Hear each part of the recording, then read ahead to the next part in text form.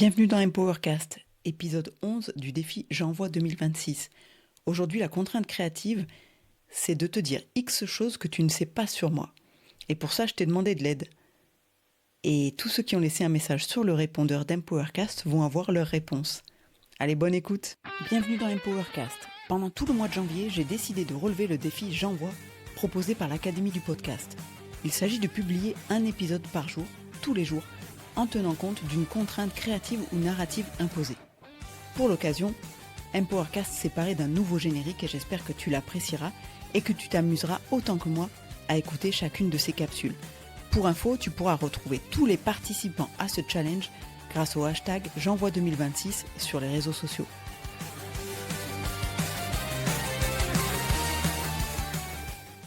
On attaque par les questions que j'ai reçues à l'écrit et ensuite je te passerai les messages.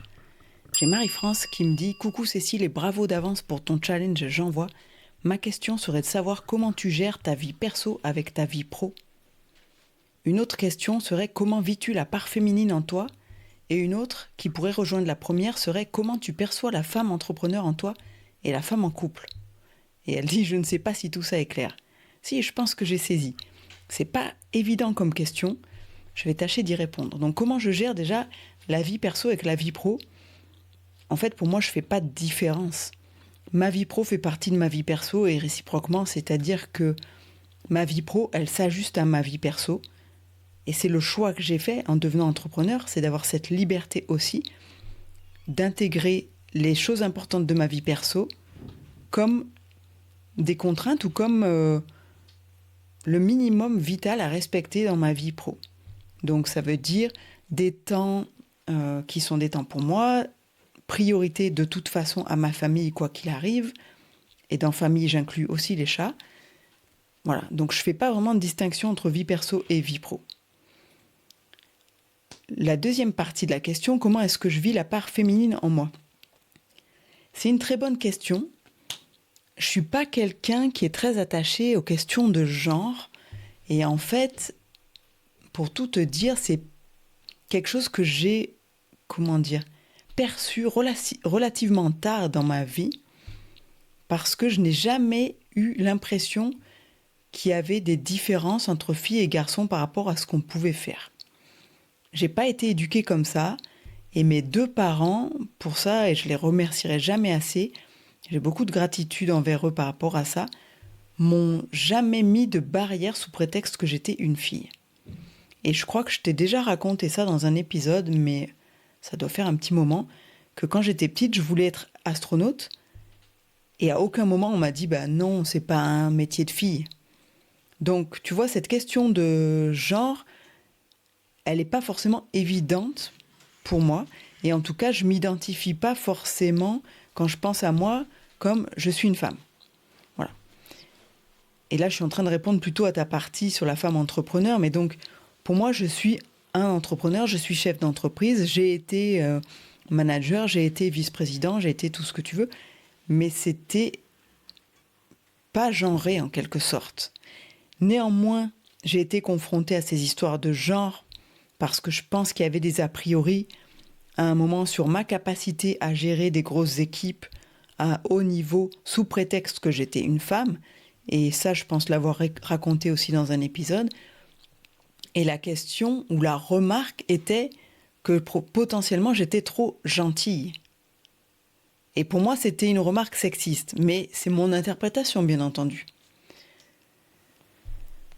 Donc voilà, la femme entrepreneur en moi, elle est la même que ce que je suis, ou que la femme en couple. Pour moi, il n'y a pas vraiment de différence.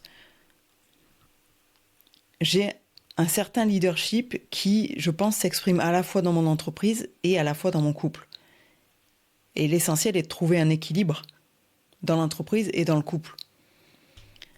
Je ne suis pas sûre que j'ai répondu à ta question, mais bon, si besoin, tu reviendras vers moi. Ensuite, comment est-ce que je vis la part féminine en moi ? Je la distingue pas forcément de la part masculine en moi. Donc, je ne fais pas vraiment de différence entre mon yin et mon yang. C'est plus le regard des autres et les feedbacks que j'ai pu avoir qui m'ont fait prendre conscience que j'avais une part yang qui était très développée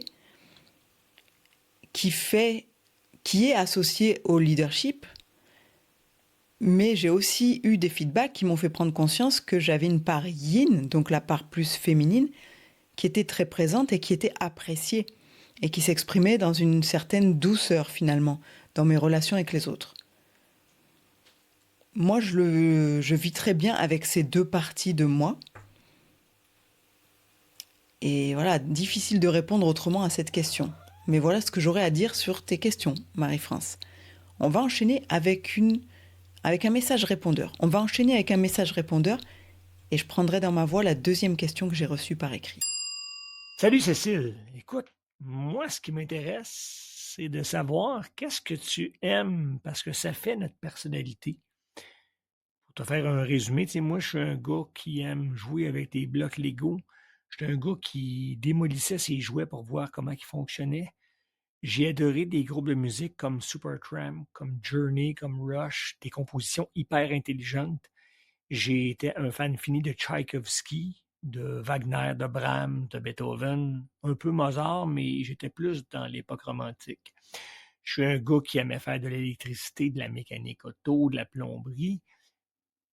Ça a fait l'espèce d'esprit libre que je suis aujourd'hui.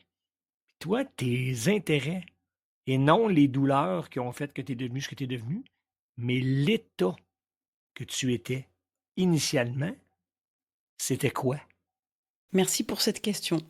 Super intéressante. Et j'adore cette façon de voir les choses. Oui, effectivement, notre personnalité, elle se construit très tôt. Et c'est intéressant d'aller creuser dans ce qu'on aime et ce qu'on aimait quand on était enfant pour comprendre qui on est vraiment. Alors comme toi, moi j'ai adoré les Lego, mais aussi les mécanos. Donc toutes ces petites constructions. Après je suis passée au Lego technique, il y avait des petits moteurs. On pouvait faire tourner des éléments, faire rouler. Je me souviens d'une voiture que je m'étais fait une voiture téléguidée en fait en Lego. J'ai adoré ce genre de choses alors que j'ai pratiquement pas joué à la poupée. Ça m'intéressait absolument pas. Les Pulse aussi, j'aimais bien. En termes de musique, j'ai écouté un peu de tout. Enfant, j'écoutais du Brassens. Et il y a des chansons que je voulais pas écouter de lui parce qu'elles me faisaient pleurer. Le petit cheval blanc, je pense que tu la connais, qui meurt à la fin. Pour moi, c'était insupportable. Et même, tu vois, quand je t'en parle là, je sens l'émotion monter. Cette chanson-là, je ne peux pas. Mais sinon, j'aimais beaucoup La Canne de Jeanne, Garogori, ce genre de... Voilà. Les chansons de Brassens, j'ai toujours beaucoup aimé. J'écoutais aussi d'autres choses.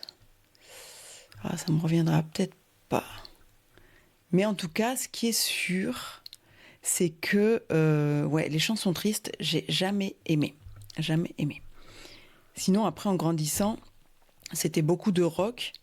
Le heavy metal des années 70, je suis une grande fan de Led Zeppelin, par exemple.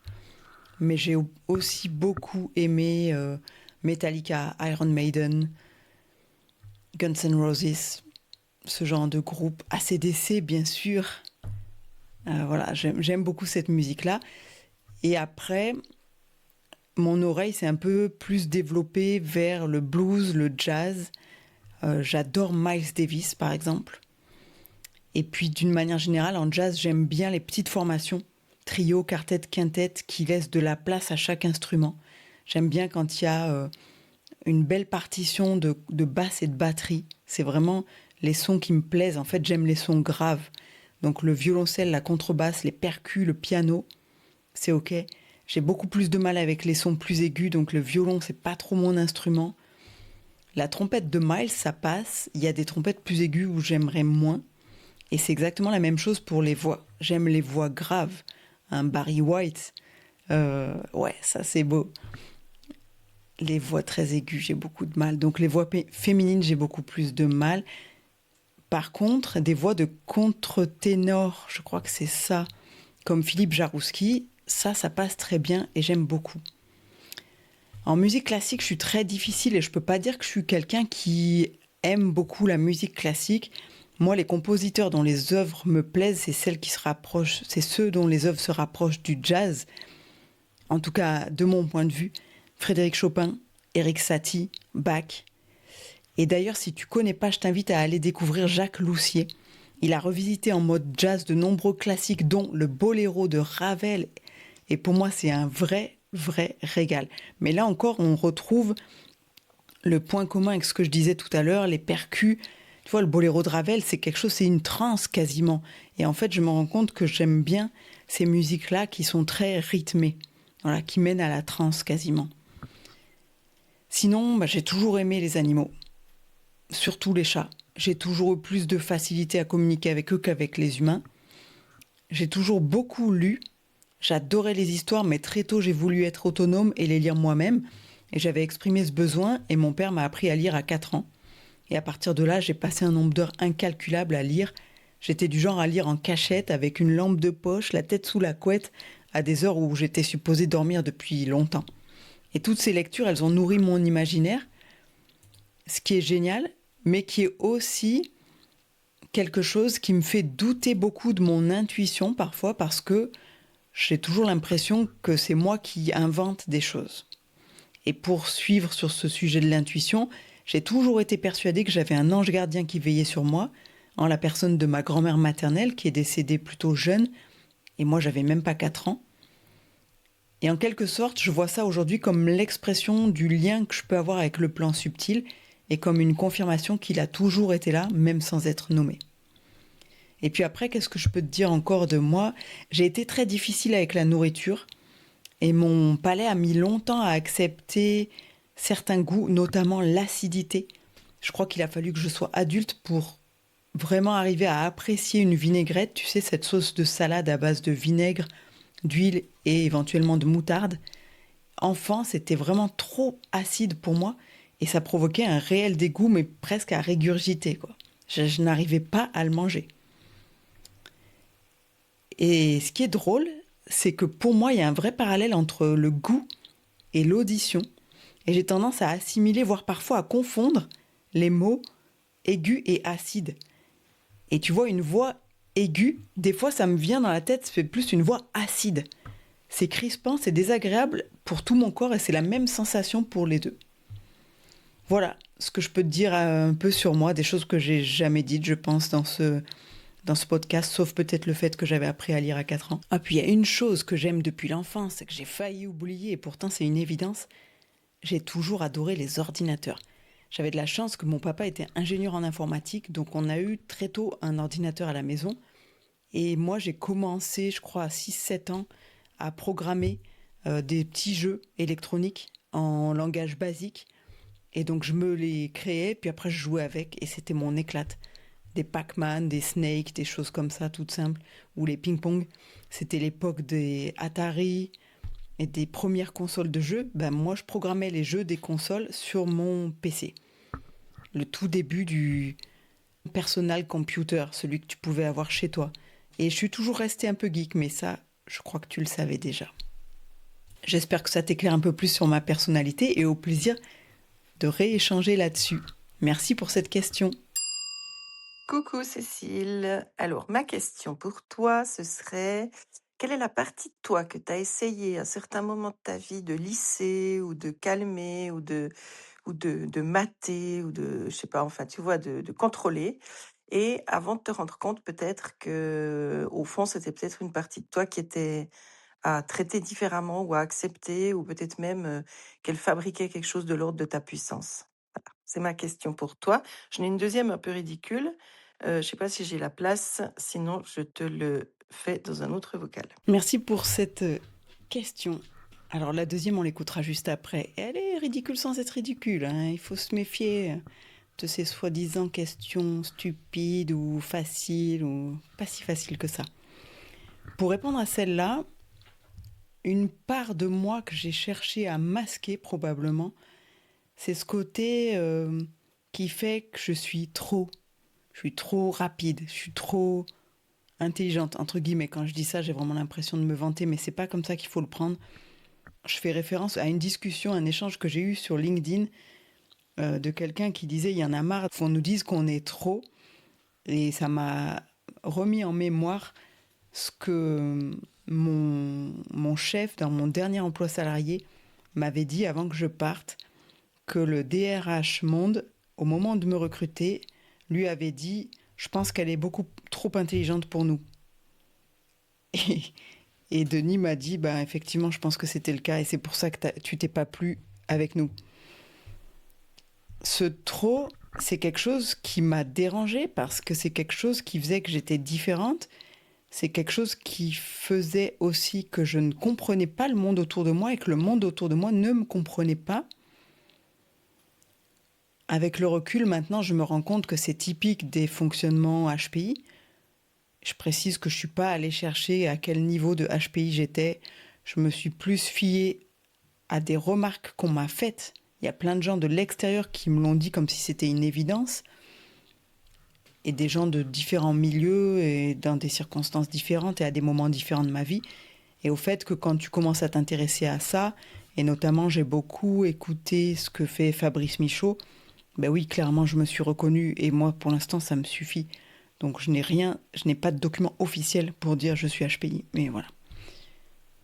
Tout concourt à le penser. Donc oui, ce trop, j'ai souvent tenté de le masquer et de manière concrète, je voyais bien que ça me mettait en décalage avec les autres. Je vais te raconter une anecdote. Quand j'ai commencé à travailler, je bossais dans un labo du CNRS où on faisait des analyses environnementales entre autres. Moi, j'avais bossé sur les analyses de pesticides, par exemple. Et un jour, j'assiste à une discussion entre deux collègues qui disent « Ouais, bah pour telle demande qu'on a eue, bah, je pense qu'il faut 3 semaines pour répondre. » Et moi, j'étais à côté et de manière tout à fait sincère, naïve et candide, je dis « Bah, faut pas 3 semaines, faut 3 jours. » Ils me disent « Non, mais c'est bon, arrête de dire ce genre de choses parce qu'après, on va nous demander ces délais tout le temps. » Et là, je me suis dit « Ok. » Et là, je me suis dit « Ok, il y a un décalage que j'ai pas forcément compris. » Et puis, tu te rends compte après que, bah oui, t'es toujours trop. Aujourd'hui, mon point de vue par rapport à ça, c'est d'abord, j'assume d'être trop. Ce qui me gave, c'est les personnes qui ont tendance à exiger de moi que je me contraigne, que je me contienne, que je m'abaisse à leur niveau finalement. Et je dis pas ça, c'est pas un jugement. Encore une fois, ne me prenez pas pour quelqu'un de prétentieux. C'est pas le cas. Prenons une image pour que ça soit plus facile à exprimer. Si je courais le 100 mètres à la vitesse d'Usain Bolt et que quelqu'un me demande de courir avec lui, ok, je peux de temps en temps me forcer à courir lentement à sa vitesse pour que ça soit agréable parce que notre objectif c'est de courir ensemble et de passer un bon moment. Par contre, si mon objectif c'est de m'entraîner pour être encore plus performante, je vois pas pourquoi je devrais me ralentir. Bien au contraire, je vais utiliser ce qui est ma force. Comme tu dis très justement dans ta question, oui, ce côté trop, c'est toute ma force, toute ma puissance. Et bah, juste aujourd'hui, j'en ai marre de devoir ralentir parce que il y a des personnes dont l'ego est dérangé par le fait que je sois trop rapide. Donc à la fois, cette partie, je l'assume complètement. Elle me pose toujours des problèmes, mais finalement, je fais le tri. Les personnes qui ne sont pas capables d'accepter qu'il y a des différences et de se rendre compte que ça peut les nourrir aussi, le fait que je sois trop, qui peuvent en tirer des bénéfices, et ben elles n'ont rien à faire dans ma vie. Et puis, c'est tout. Voilà, j'espère avoir bien répondu à ta question. Et on va passer à la suite, qui semble plus légère, mais je soupçonne qu'il y ait un côté politique à cette question. Alors, ma deuxième question pour toi, Cécile, c'est quelle est ta relation aux paillettes? Alors, cette question m'a fait beaucoup rire déjà. Mais comme je disais, je soupçonne qu'il y a un côté un peu politique. En tout cas, pour moi, il y a plusieurs niveaux de lecture dans cette question. Et il y a plusieurs types de paillettes, j'ai envie de dire. Il y a les paillettes qui sont festives, les paillettes que je peux me mettre sur le visage quand je me déguise, quand je fais Halloween avec mes neveux ou mes petits cousins. Les paillettes qu'on peut se mettre à Noël parce que c'est la fête, qu'on peut se mettre au réveillon parce que c'est de l'amusement, c'est fun et que ça fait rire. Et puis il y a les paillettes, le côté shiny object, tu vois, tout ce qui brille, le côté très superficiel, le côté finalement j'attire le regard des autres, je cherche à être vue, mon apparence est importante. Bon, tout ça, ça me touche beaucoup, beaucoup moins. Je pense que tu t'en doutais un petit peu. je n'y accorde aucune importance et ça ne m'intéresse pas. Ça ne m'intéresse pas. Ça me fait penser à, je crois que c'est Jacques Séguéla qui avait dit j'évite le gros mot, qui avait dit ceci: si t'as pas une Rolex avant 50 ans, t'as raté ta vie. Les paillettes, c'est un peu ça. Mais tu crois franchement que t'as réussi ta vie parce que t'as une Rolex avant 50 ans? Je trouve ça tellement... J'allais dire naze, mais c'est trop réducteur de dire ça. En fait, ça me fait de la peine. Si tu penses que ta vie, elle se limite à ça, j'ai mal pour toi. C'est tout ce que je peux dire. Pour moi, l'intérêt de la vie est bien ailleurs. Et oui, je peux aimer certaines choses matérielles. Et c'est un effort pour moi de me détacher du confort matériel, de la sécurité matérielle, jusqu'à n'en avoir plus rien à faire. Je l'admets bien volontiers. Mais de là à construire ma vie sur la réussite matérielle ou les possessions, non, c'est pas du tout mon truc. Et ça me satisfait beaucoup plus de me développer personnellement plutôt que de posséder plein de choses. Alors c'est facile à dire quand tu as un toit sur la tête et que tu as tout ce qu'il faut en fait au quotidien. Hein. Je le conçois. Mais pour moi, les paillettes, c'est justement ce côté consommer quelque chose dont j'ai pas vraiment besoin. Et donc ça reste superficiel. C'est too much. Voilà, si tu veux qu'on en rediscute, avec grand plaisir, tu pourras me relancer sur ce sujet. Il me reste une question que j'ai reçue par écrit, que je vais prendre dans ma voix, et après il restera une question répondeur. J'ai gardé la plus rigolote pour la fin, ou la plus fun. Donc j'ai une question de Marie-Claude. Je me demandais si tu as quelquefois l'impression de la page blanche pour trouver des thèmes, et que mets-tu en place, rituels ou autres, pour changer cela ? La réponse risque d'être courte et peut-être décevante pour toi, et je suis désolée. Mais non, la page blanche, je connais pas trop.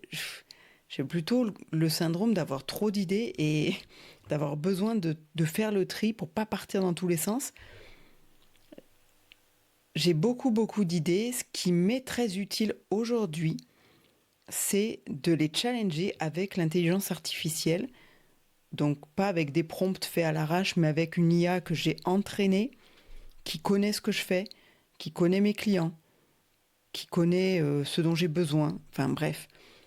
Et quand j'ai des idées un peu trop, je vais lui soumettre et lui demander de les challenger et de me dire lesquelles collent le mieux avec soit l'ADN du podcast, par exemple, ou soit avec la ligne directrice des grands ateliers élévation.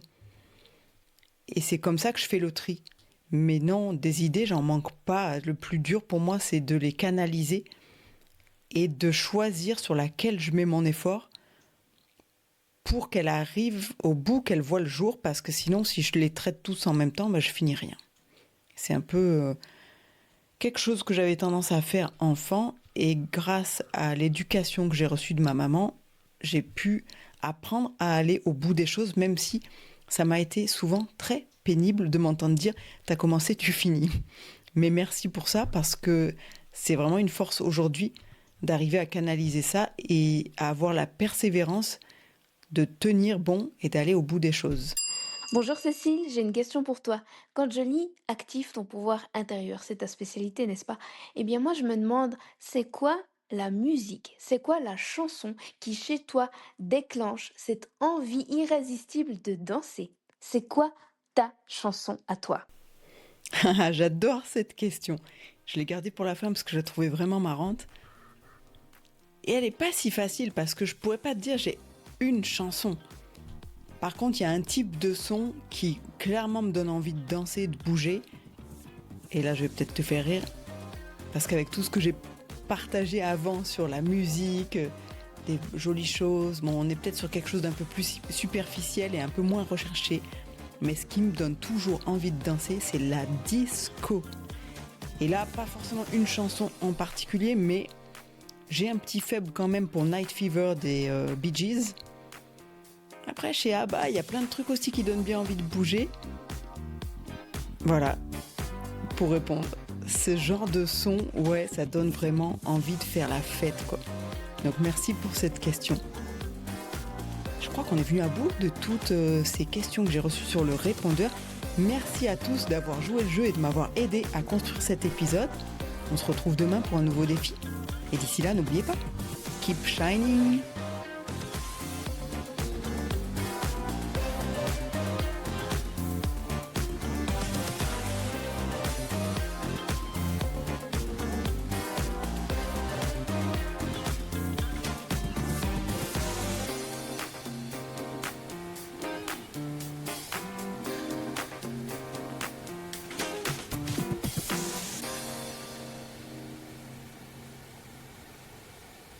Merci d'avoir écouté cet épisode jusqu'au bout. Pendant tout le mois de janvier et pendant toute la durée de ce défi J'envoie, je te propose de me laisser des commentaires ou des questions sur le répondeur d'Empowercast que tu trouveras dans les notes du podcast. C'est un lien sur lequel tu cliques et qui te permettra de me laisser un message de moins de 30 secondes. Mais il y a déjà de quoi en dire en 30 secondes. Allez, j'ai hâte d'écouter ton message. À demain!